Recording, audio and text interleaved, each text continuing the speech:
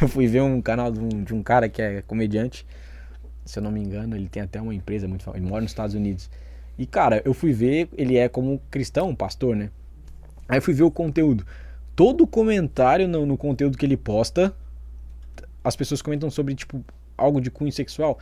Porque ele faz tanta piada, brinca tanto com a palavra de Deus, que as pessoas acabam não levando a sério. Então, tipo assim, cara, quando tu vai se posicionar sobre Deus assim, ó, lógico que a gente vai rir, vai ter um momento de se divertir, vai dar risada, mas quando tu tá num púlpito ou tu tem uma responsabilidade de trazer uma mensagem, tem que cuidar. Às vezes com o tom de voz tu vai querer explicar aquilo para as pessoas não acharem que aquilo não é verdade.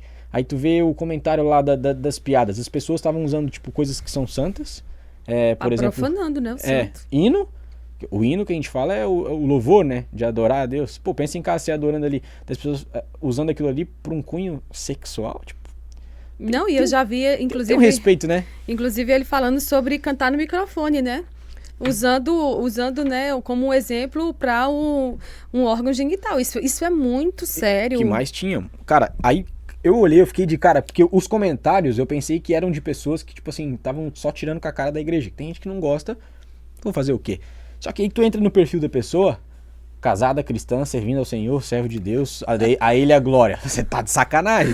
Aí teve um irmãozinho que comentou embaixo, falei, irmã, com esse tipo de comentário você vai fazer eu cair também. Então, tipo assim, pô, cara, é É complicado. porque hoje não é muito. Tem muitas doutrinas bíblicas que não são ensinadas nas igrejas. Uma delas é acerca da santidade de Deus, o ser de Deus.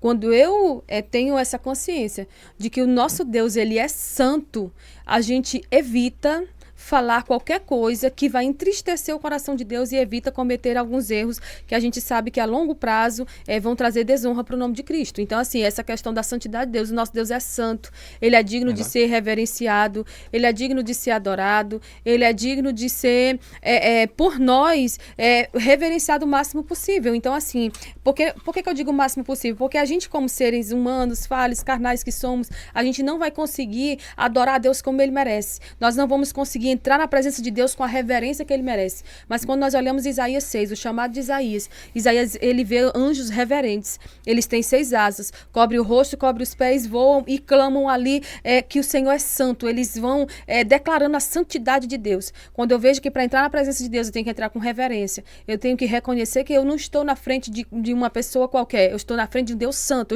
eu estou entrando num ambiente sagrado. E isso também já nos remete à questão da reverência no culto. Uma coisa vai puxando outra, né? Sim. Então, assim, tem pessoas que estão na igreja, mas estão, assim, totalmente dispersas. Estão olhando para a roupa do outro, estão olhando para o celular, estão julgando o pregador que está pregando porque a mensagem não está agradando.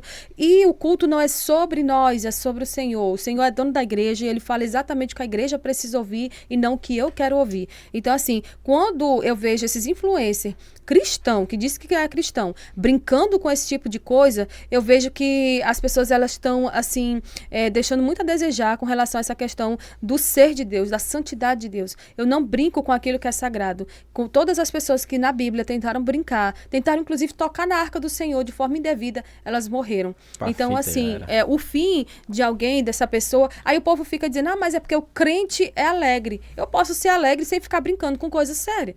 Eu posso ser alegre sem estar tocando naquilo que alguém tem por sagrado. Porque se para ele é banal, falar de um microfone dessa maneira é algo simples e banal, para muita gente o microfone é um objeto que através dele as outras pessoas têm conhecimento de Cristo. Então a gente tem que parar de fazer esse tipo de piada. E tudo isso começou com um pastor famoso, que ele começou a pregar assim para casais de uma forma mais descontraída, e a partir dali as pessoas elas começaram a ter esse tipo de brincadeira, né, de brincar com usar o momento de culto, o ambiente de culto para ficar tecendo opiniões próprias acerca do que a Bíblia ensina, ou até mesmo ensinando em verdades, né? Então, assim, você vê que um abismo chama outro. Hoje alguém tenta pregar, por exemplo, para casais, para noivos, para mulheres, usando exemplos e usando o humor, né, como um meio para alcançar um público. E eu penso que se você vai para a igreja, você não vai para um show de humor.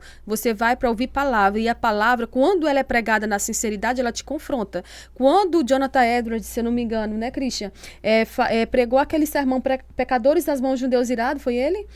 Eu vejo que a Bíblia diz, aliás, as pessoas que estavam presentes, diz que a reverência dele com a Bíblia, com o que ele estava ensinando, era tão grande que teve gente que não suportou ficar naquele lugar. Teve gente que saiu correndo para se converter, porque eles viram que tamanho era o pecado deles, tamanho era a culpa deles. Então, assim, uma pessoa que tem a Bíblia na mão e que ao invés de pregar sobre a seriedade do que é servir a Deus, ele vai falar, encher linguiça e vai falar coisas que vão fazer o povo rir, não chorar pelos seus pecados, isso aí é algo preocupante.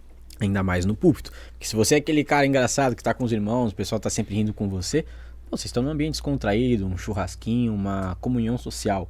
Ok, mas aí dentro da igreja, no púlpito, é muito complicado. E acaba também, uma vez eu fui num... Eu quero falar disso. Uma vez eu fui num culto, eu não era cristão ainda, né? Mas eu chorava ali, eu não sei o que acontecia. Eu chorava, sentia algumas coisas, não tinha me convertido, mas eu gostava de algumas vezes. Morava em BH, inclusive. E aí eu fui numa igreja. Quando eu cheguei na igreja, eu fui uma vez e eu vi que o pessoal ria bastante no culto. Eu ria também, né? Aí teve um dia que eu comecei a contar quantas vezes as pessoas riram durante o culto. Né, pra tu ver como eu era cristão na época, né? Vamos contar quantas vezes o pessoal ria aqui, e fui anotando. Cara, o culto teve 1 hora exata, as pessoas riram 60 vezes, teve 60 piadas. Então, tipo assim, então não era um culto, não. A cada minuto o pessoal dava gargalhada. Aí eu falei, opa, nem é o Porão, mas eu tô rindo pra caramba, né? Vocês não conhecem o Porão? Aqui no shopping tem um lugar de stand-up comedy. Inclusive eu indico o Rafa pra vocês, muito bom. Rafa Beiço. E aí, cara, eu ria muito no culto e etc. Só que, poxa, eu tô rindo por quê? Eu tô rindo porque eu sou pecador? Eu tô rindo porque eu traía a confiança de um amigo? Ou eu traía minha esposa? Ou eu feri alguém? Ou eu assassinei alguém? Então tu imagina um assassino que quer conhecer Jesus, quer se arrepender dos seus pecados. Ele até já pagou na prisão, mas ele saiu e agora ele quer conhecer Jesus, ele quer mudar, ele não quer mais matar. Aí tu chega lá no culto, vamos lá então, acabei de matei umas 10 pessoas, paguei aí 15 anos de prisão no Brasil, 5 anos de prisão menos, bom comportamento.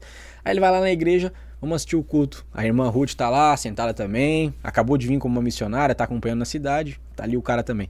Aí o culto, 1 hora de pregação, 60 piadas. Como é que o assassino vai sair dali? Será que ele vai ser transformado? Será que ele vai ver o quanto ele errou? Ele talvez não vai colocar tanta seriedade no pecado dele, né? Não sei se eu tô errado nesse sentido. Não, com certeza.